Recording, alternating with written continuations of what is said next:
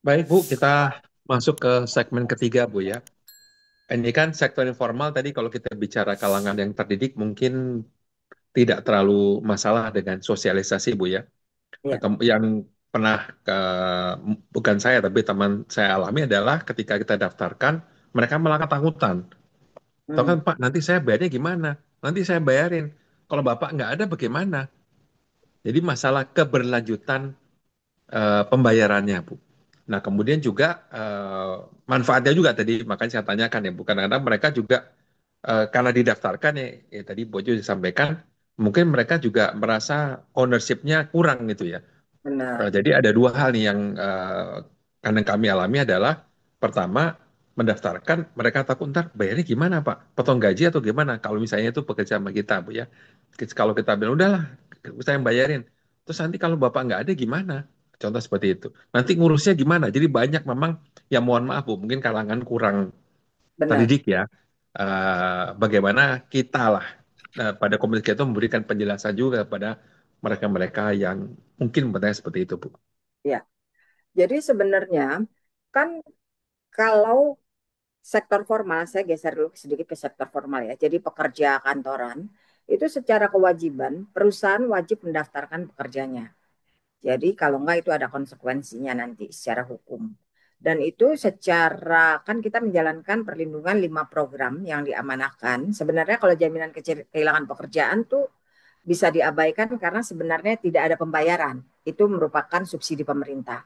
Jadi dari 4 program itu hanya pekerja di sektor usaha besar yang menjadi wajib full program.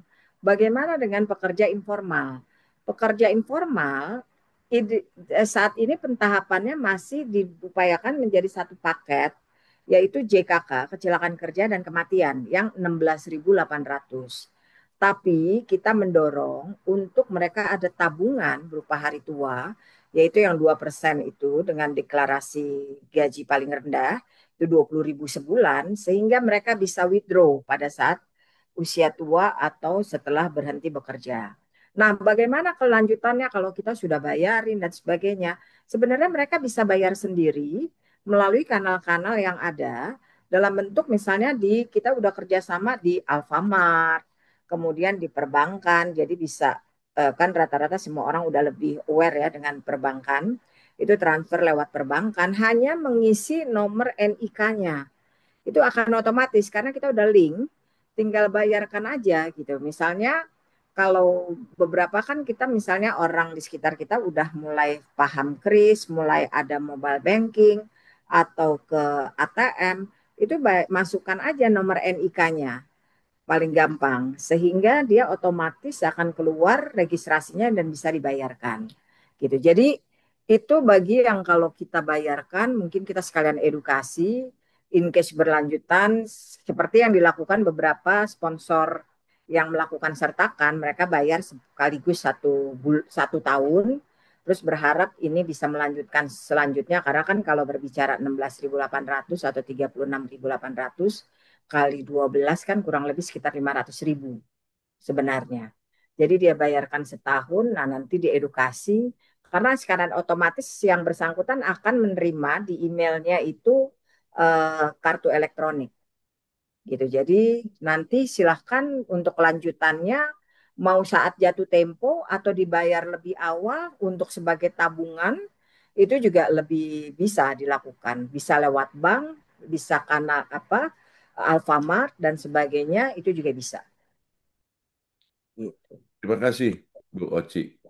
Ini pertanyaan lebih lanjutnya adalah, tadi sudah Ibu Oci terangkan dengan baik sekali, jadi kita jelas. Tapi pertanyaan selanjutnya adalah, bagaimana para pekerja sektor informal ini dapat mengakses bisa bisa lebih mudah, Pak, Bu, untuk memperoleh semua informasi yang tadi Ibu jelaskan itu ya, Bu ya.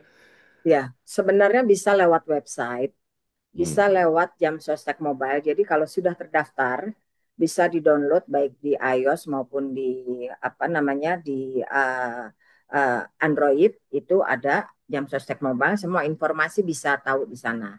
Jadi kalau misalkan Pak Roy sudah mendaftarkan diri, nanti download jam sostek mobile Jemo.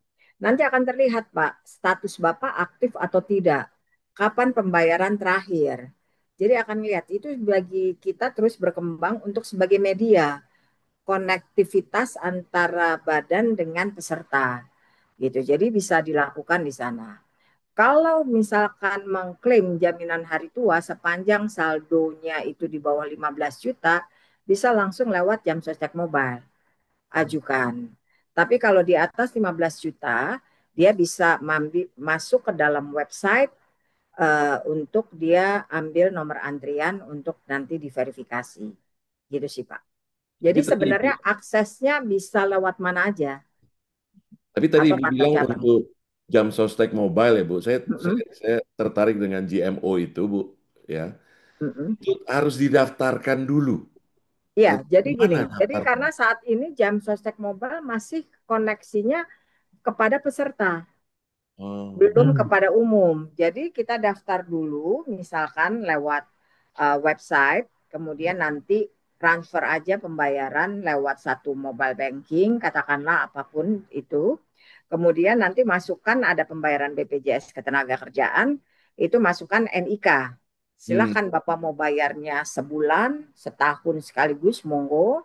Nanti setelah itu kan udah masuk ke dalam sistem kami kan, yes. terverify sebagai peserta. Download bisa masuk, Pak. Dan bisa lihat keterangan selebih lanjut dari Benar. GMO itu ya Bu ya. Ya, informasinya juga. Terus Bapak bisa akses kalau mau beli SBN, bisa juga Ya, dan terus sebagainya. manfaat-manfaat yang saya dapatkan semua informasi bisa dari situ ya. Ya, Terima kasih Bu. Itu kan dari peserta ya Bu Oci ya. Sekarang ya. kalau dari sisi filantropisnya bagaimana? Misalnya gini, ada seorang, misalnya saya atau Pak Roy membayarin 10 orang lingkungan kita ya. Mm-mm. Mungkin Mm-mm. peserta akan dapat akses kan Ya. apa jam sostek mobile ya. Kan kami Mm-mm. bukan pesertanya, kami membayarin aja nih. Ya. Gitu. Bisa nggak kami melihat Pak A, Pak B, Pak C, kalau kemudian ketika ada kejadian, misalnya ya kita nggak inginkan ya kecelakaan gitu kan. Bagaimana kami sebagai katakanlah filantropis itu belum memastikan, oh dia udah dapat nih, udah ditolongin, udah keluar biayanya, udah diterima jaminannya dan seterusnya. Itu apakah mungkin nggak filantropis itu melihat, memantau Ya. para pesertanya? Filantropis itu kan bisa perorangan atau misalnya kalau secara kelembagaan bisa dari pembayaran disupport oleh pemerintah daerah. Jadi kalau sifatnya memang pembayaran itu, kalau perorangan kita sebutnya dengan sertakan. Di JMO itu sudah ada program sertakan yang ditindak sebagai filantropisnya dicek. Tapi ini saya perlu double check lagi karena itu dalam pipeline apakah sudah live atau belum. Tapi kalau tidak pun kita akan masukkan dengan secara AO kita yang akan maintain. Jadi account officer kita, misalkan Bapak menghubungi, nanti akan ada account officernya yang memegang bahwa berapa pergerakan dari yang dilakukan oleh para filantropis tersebut. Gitu Pak.